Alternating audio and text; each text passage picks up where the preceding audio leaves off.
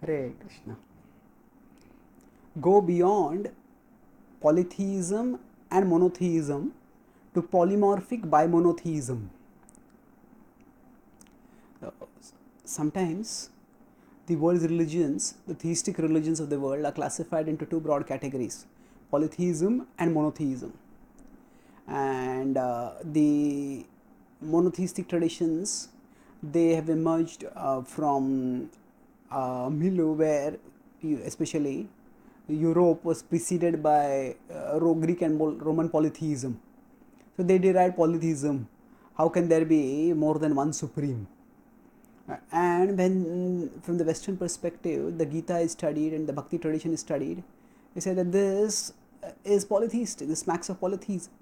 But actually, the Bhakti conception, the Bhakti understanding of God is much more sophisticated. There is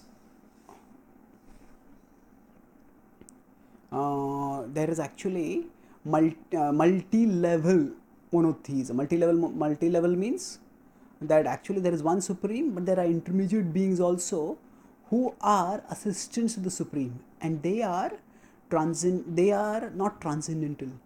They are material. They are having higher powers than us, and they are not meant to be worshipped as competitors to the supreme. But beyond these devatas, there is one God, but that one God also manifests in many forms.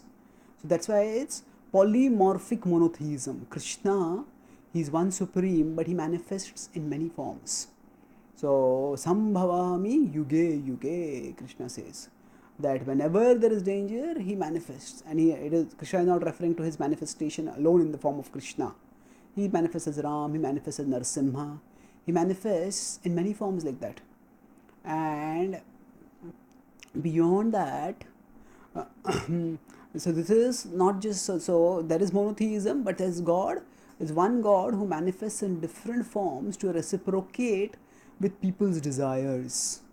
So, ye thamam prapadyante tam tathaiva bhajamyaham. The Bhagavatam states that yadyad dhyatu urugaya vibhavayanti tattad vapuh praniyase sadanugrahaya.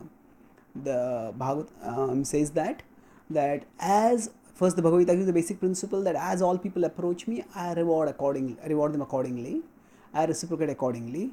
And then the Bhagavatam says that according to the way we try with the bhava, yadyad dhiya, with the kind of intelligence, with the kind of disposition, consciousness, to urugaya vibhavayanti.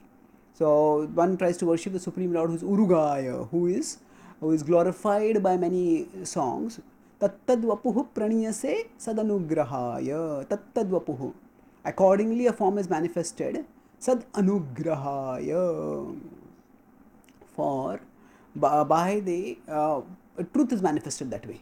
To have mercy on those devotees who is worshipping in a particular form, Krishna manifests.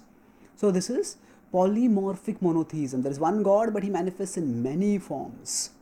And then it's not just polymorphic monotheism. Sometimes people ask that why should God be male? Is this male chauvinism? No, the Bhakti tradition reveals that God is not just male. God is manifests as a divine couple. So we have Sita Ram, we have Lakshmi Narayan, we have Radha Krishna.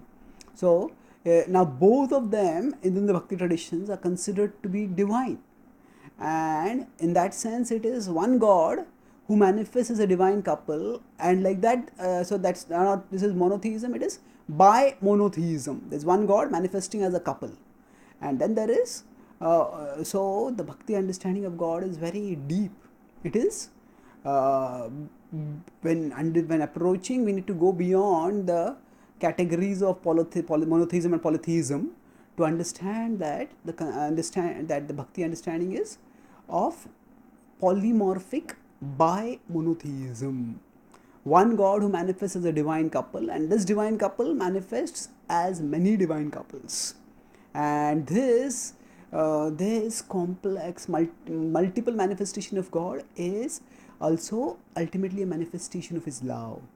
That he is such a supremely loving person that in order to reciprocate with different devotees in different moods, He manifests in different forms, and thus the complexity of the philosophy, complexity of the conception of God culminates in appreciation of the immense sweetness of love that underlies this complex conception.